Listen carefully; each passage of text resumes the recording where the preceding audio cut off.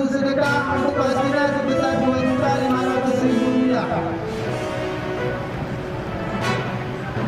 Sampaikan kepada kaum muslimin dan muslimat sekalian, telah terkumpul bantuan untuk akibat acaranya masing-masing. Insyaallah sebentar lagi akan segera kita mulai puncak acara, mana nanti akan sama-sama kita dengarkan.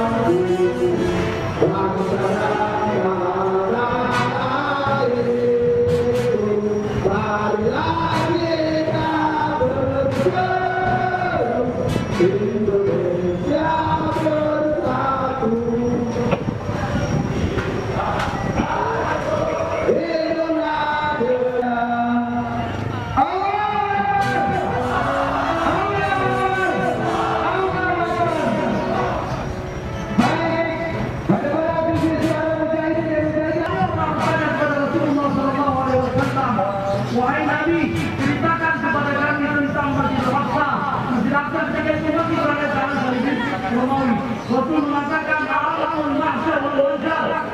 Pokoknya kita harus berkontribusi Palestina. Akan sama Palestina sekalipun. Dan sekarang ada dalam di Palestina. Pokoknya mereka sekitar 5 juta jiwa. 5 juta jiwa mendapat jiwa Palestina yang berada dalam di Palestina. 2 juta di kota Gaza. 850.000 sekitar.